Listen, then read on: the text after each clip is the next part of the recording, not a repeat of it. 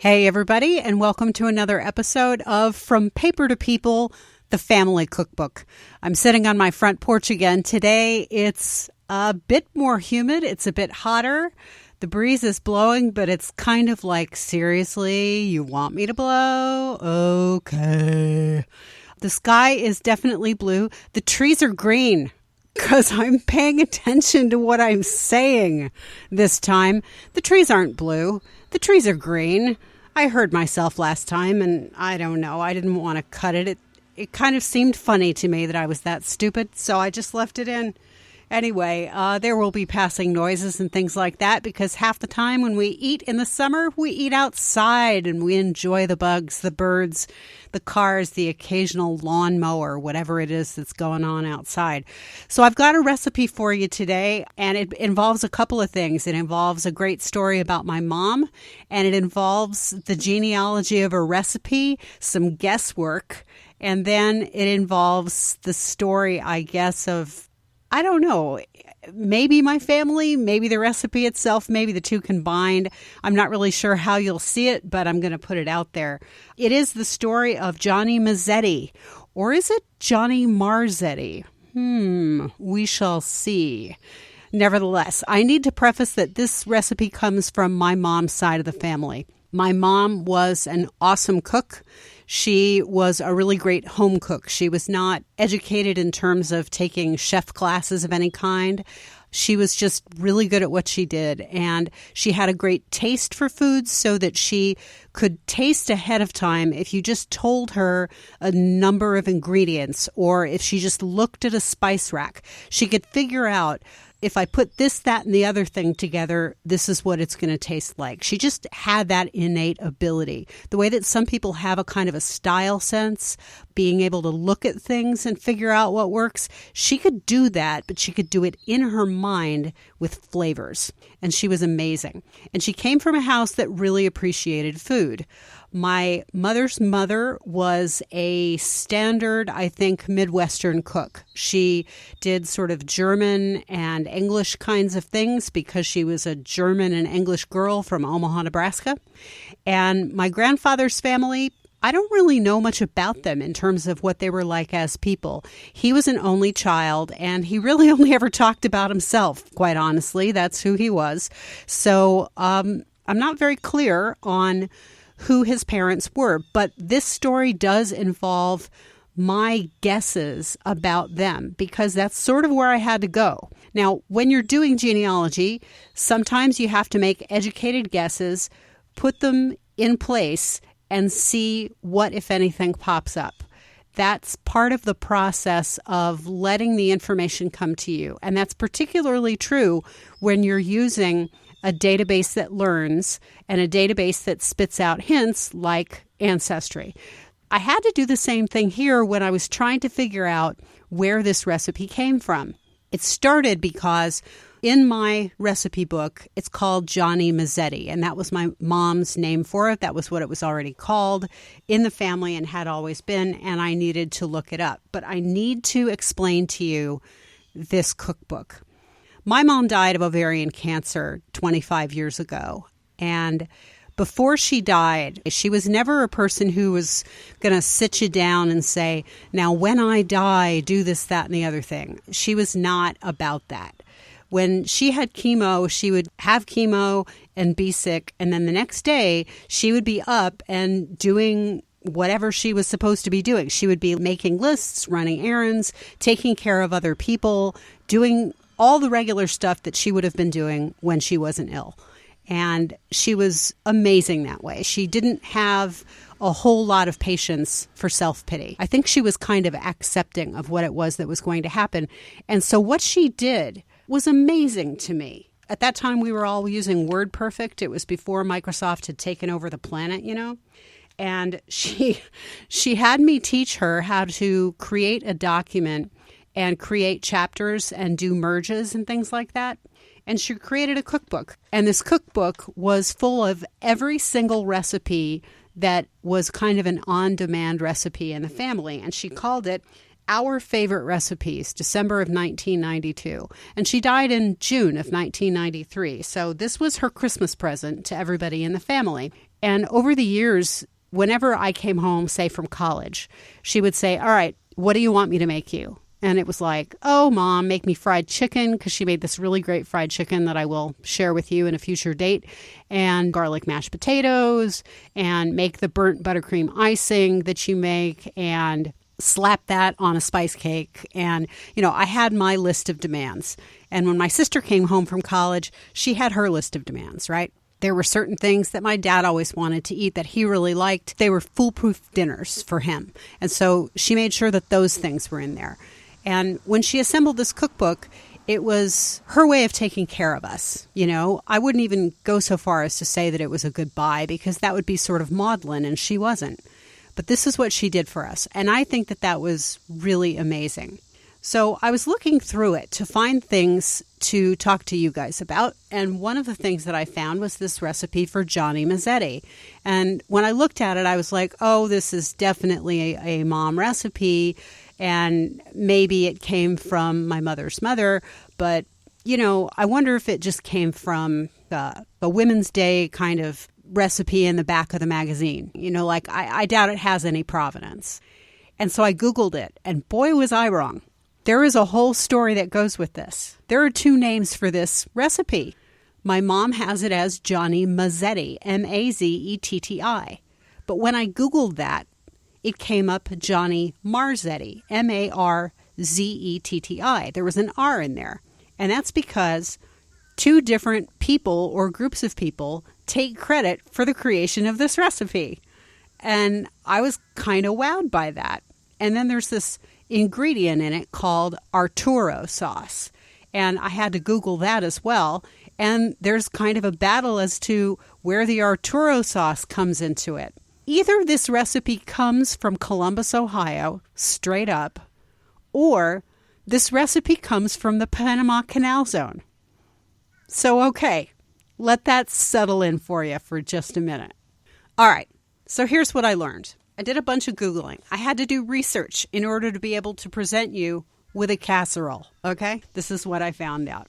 Sauce Arturo, or Arturo sauce, is now available on Amazon Foods. The recipe was bought by P&G Foods, but it was gone for a while. You couldn't actually get it, and people were making the recipe. And if you look on Pinterest, you can actually find a recipe that approximates Arturo sauce. But you can also buy it in flats. It's kind of expensive. It's a tomato sauce that has some special seasonings in it, and it has mushrooms in it, basically. People who buy it on Amazon love it. They don't like it. They don't even love it. They love it. They are all over this like white on rice. It is like foodie heaven, has exploded in songs of joy about Sauce Arturo. And it is really funny. Now, by the same token, there's a Facebook page. And in a 2015 post on the Facebook page for Sauce Arturo, because Sauce Arturo has its own Facebook page. The Facebook page says that it was originated in Fredonia, New York in 1912. That's where the recipe comes from. That it was shipped in flats to Puerto Rico, and that it made its way via U.S. workers to the Panama Canal Zone. And so it was traced, this pathway was apparently traced by the person who created this Facebook page, according to manufacturers. The company first that started in Fredonia, and then subsequent companies that bought up this company until we get to the current owner of Sauce Arturo. So now we have to stop with Sauce Arturo, and now we have to go over to the originator of the recipe called Johnny Mazetti with an R, and that's traceable via Columbus, Ohio. Now, this is according to both Ohio History Central and Wikipedia. So, I at least did a little looking. Here's the deal. A woman named Teresa Marzetti came over from Italy, and in 1896, she set up a restaurant called Marzetti's on Woodruff Avenue in Columbus, Ohio. It was really close to the Ohio State University. And by the way, you call it the Ohio State University. You don't just call it Ohio State University. I know that because my mom went there and they get very upset. Okay, just know that. So she set it up very close to the Ohio State University, and so she had a really, easy, big clientele.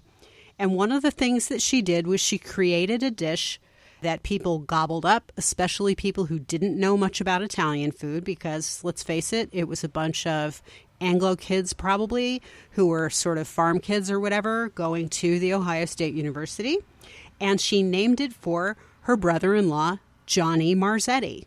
The first restaurant there, it succeeded and it spread the Marzetti fame. By the 1920s, this dish had become popular across Ohio and across the Midwest. But that's all they say. They don't say how far across the Midwest it spread. So I don't know. Did it get to Indiana? I'm not really sure. Ohio and Indiana border one another. Could be. Did it get to Illinois? I don't know. Illinois is another state over from Indiana. I'm not really sure. Did it make it all the way to Nebraska? I have my doubts, but we shall see. So the first restaurant that Teresa Marzetti opened closed in 1942, but then they opened a second location that was concurrent with the first one, and it had opened in 1919, I guess not right by the university, and it stayed open until Teresa Marzetti died in 1972, so that's kind of cool. And if the name Marzetti sounds familiar to you, go to your grocery store, because those salad dressings, the T. Marzetti company label, that's Teresa. That's her family, and that's that company. I thought that was really super cool. So let's go back to the Panama Canal. This jumps around so much. It's really crazy. There are people who lived in the Panama Canal Zone during the time of its construction who claimed that Johnny Mazetti, without an R, was their recipe and that they had created it. And they used Sauce Arturo as a component of their recipe. Now, I can't imagine that a woman who comes over from Italy really needs to use canned sauce made by somebody in Fredonia, New York, when she's there with all the tomatoes she needs in the middle of Ohio to make her nice casserole. But okay, maybe, it could be. My opinion is that somehow somebody who was working in the Panama Canal Zone took that idea or that recipe for Johnny Mazetti down to the Canal Zone, incorporated Sauce Arturo because it was around, and left off the R because they didn't know how to spell, or something like that. I don't know. How does this fit into my family? Okay, this is the part that really confuses me. But believe it or not, my family, my extremely Anglo family, has ties to the Panama Canal Zone. And it is on my mother's side of the family. So it could be that it came through my mother's family, but it could also be that it came through my mother's father's family. And this is how. My mother's father's father was career Army. He was in the Quartermaster Corps. And I don't have his military records in front of me. I haven't tried to get them yet, truthfully. I know that he served, and that's the main thing that I need to know. But I do have high school records for my grandfather that show where he lived and when he lived there. And what it shows is that he started out his life in a town called Jeffersonville, Indiana. That was where he was born. He lived there until he was 9. And when he was 11, his dad was stationed in San Antonio, and I know that because there is a school record. And then a year later, his dad moved to Washington, D.C., and he was there through age 14. But then when my grandfather was 15, which is 1921, they moved to Panama. And they were in Panama until my grandfather was 17 years old, which is 1923. And then after they lived in Panama in 1923, they moved in 1924 to, you guessed it, Columbus, Ohio. It's so weird. So then I had to look and I had to see, okay, so what exactly was the schedule of activity, American activity in the Panama Canal Zone? When was the Panama Canal built? Because I had to have some kind of a frame of reference.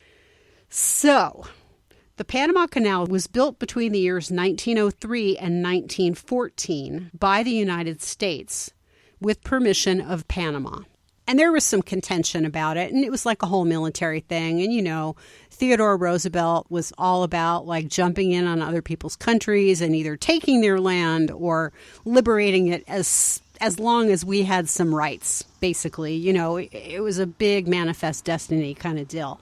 And he just lived down the road, and he was a redhead too. So I can complain about him. I think that's my right. My great-grandfather was in the Panama Canal Zone in 1921, which was, somebody do the math for me, 7 years after the construction was finished.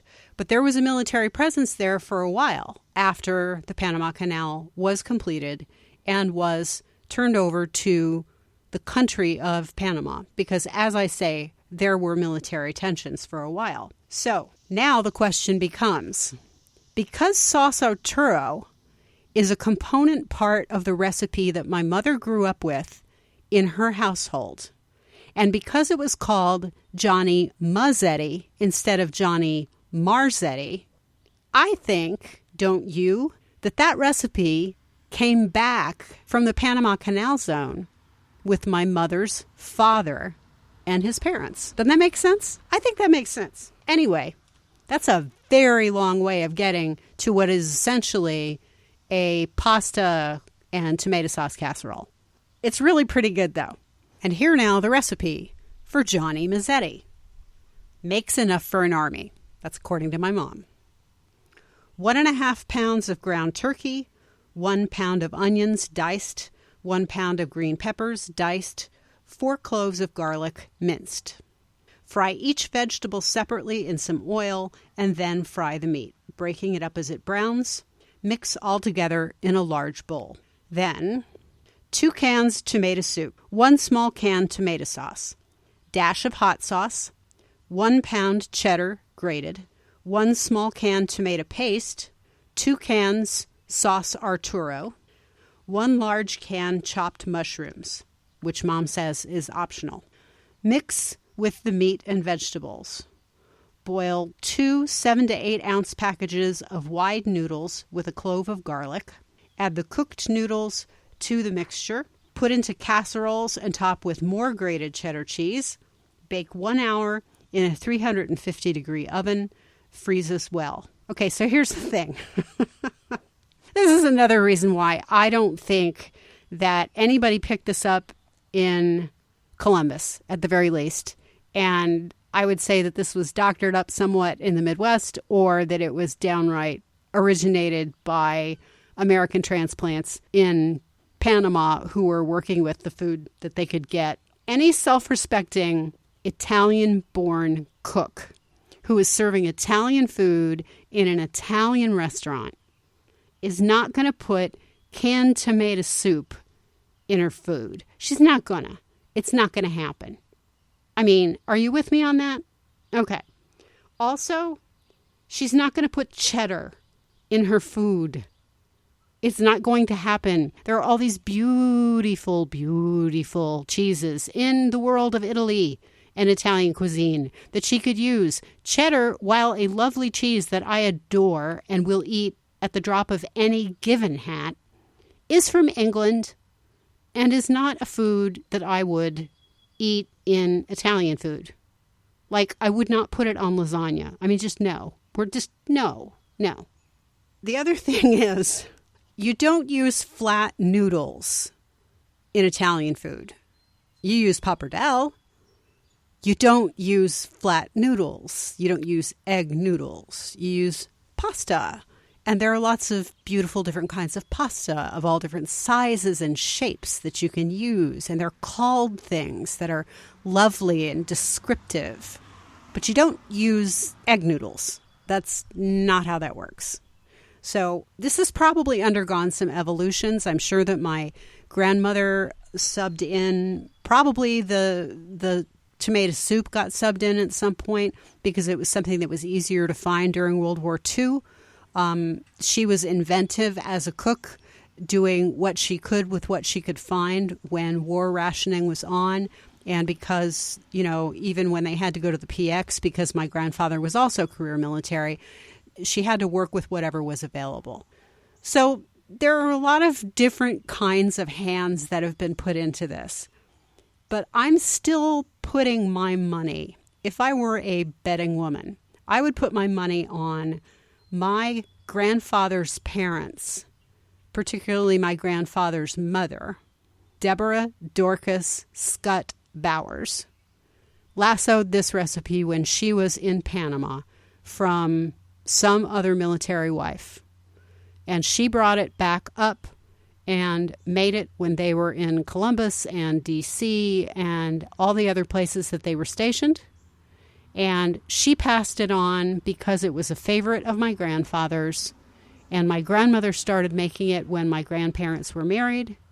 And that's how it got into my mother's childhood household. There is nothing to disprove this, nothing whatsoever. And no one was hurt in the making of this podcast episode. Therefore, that is what I choose to believe.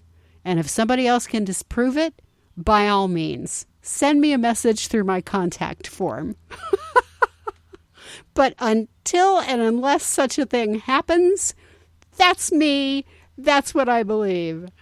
And this has been Johnny Mazetti or Johnny Marzetti. And From Paper to People, the family cookbook. You know that if you want to be on here, all you have to do is send me a message. Just go to my website, AncestorsAliveGenealogy.com. Pop your info into that contact form and let me know what you'd like to make. I just want to hear from you about an ancestor and that ancestor's recipe and whatever story you have about that ancestor, whether you knew the person or not, whether that person made that recipe for you or with you. Just like I'm doing now, we're just going to talk. That's all it is. It's just very chill. But I'd love to have you on the show. And it doesn't matter. You don't have to be rich or famous. I just want you here to tell a story to everybody who's listening. So have a great week. And remember that whatever else you're doing, don't be a Jeffrey and expect surprises.